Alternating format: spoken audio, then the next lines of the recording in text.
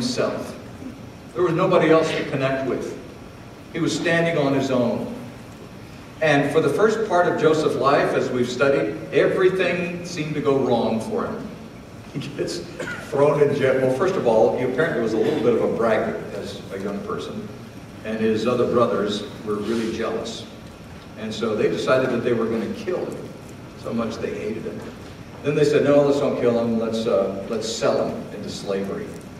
And they threw him into a well and waited for this group of traders that were coming by. And they sold him to these guys that were going down to Egypt. Those guys then took him to Egypt, and they sold him in Egypt. And they sold him to Potiphar, who was the head of Pharaoh's bodyguard, a brutal group of soldiers. And Potiphar was probably no exception.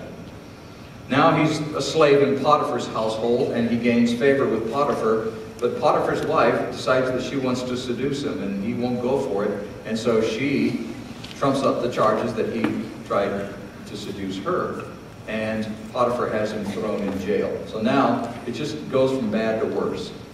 Ever have that happen in your life?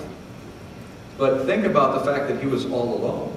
There was nobody to take his case, nobody to talk to, nobody that believed him, nobody to comfort him, and so to encourage him. So he's in jail now, and he tells the story about he meets the baker and the butler, Pharaoh's baker and butler, who were thrown in jail. We don't know why, but they were thrown in jail also, and they both had dreams on the same night, and they wanted those dreams interpreted because they were very disturbing. And so Joseph, having the word of the Lord, said, God can give you an answer to this.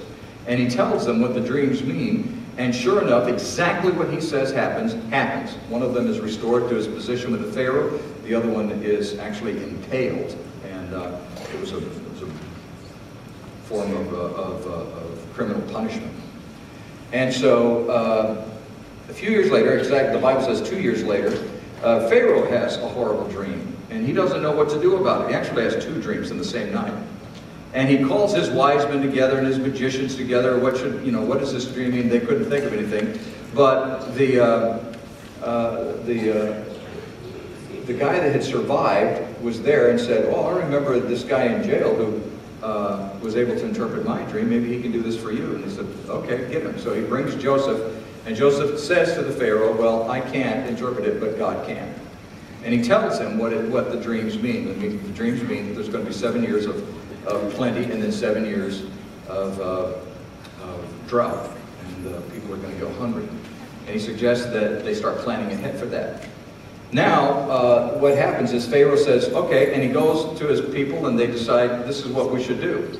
And who can we get to do this? We need somebody who is spirit-filled.